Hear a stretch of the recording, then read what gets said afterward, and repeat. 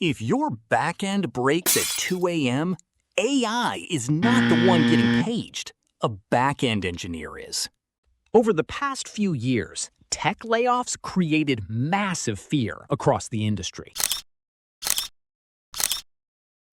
Everywhere online, people started saying, AI is replacing software engineers.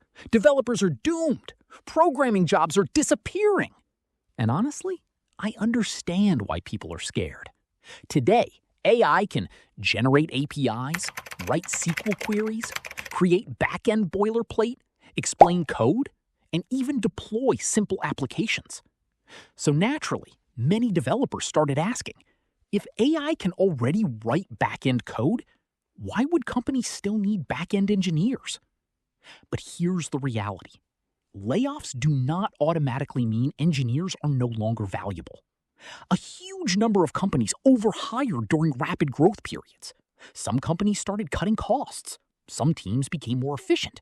And yes, AI tools increased productivity in certain tasks.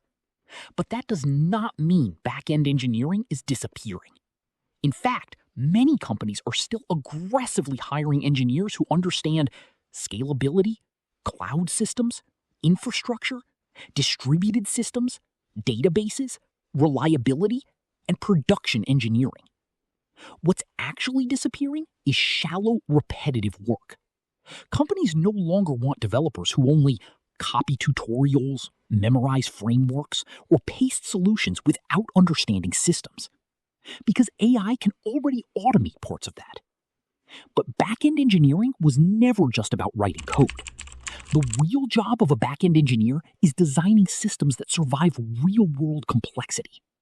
And that's where this conversation changes completely.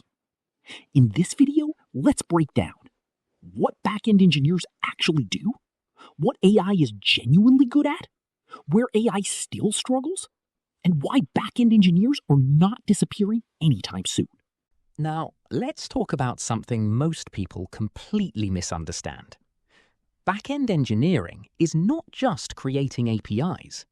In real companies, back-end engineers are responsible for systems that thousands, sometimes millions of users depend on every single day. And once software reaches real scale, everything becomes complicated. Suddenly you have to think about database performance, server failures, cloud infrastructure, scaling traffic, caching, load balancing, security, distributed systems, and production reliability. That's where AI starts struggling. Because AI is very good at generating code, but generating code is not the same as understanding systems. And honestly, one of the biggest problems with AI-generated code is this. AI can sound extremely confident while being completely wrong. Sometimes it generates insecure back-end logic, inefficient database queries, fake methods that don't even exist, outdated implementations, or code that works in small demos but completely breaks in production. And the dangerous part? The output often looks convincing, which means inexperienced developers may trust broken solutions without fully understanding what the code is actually doing.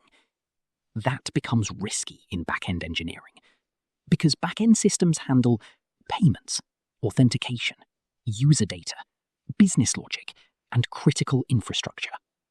A small front-end bug might break a button, but a back-end failure can crash an entire business. And this is why experienced back-end engineers still matter so much, because companies don't just need people who can generate code. The future doesn't belong to engineers who ignore AI.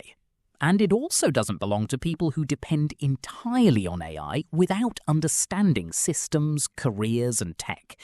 Subscribe to Stickman Thoughts, and I'll see you in the next one.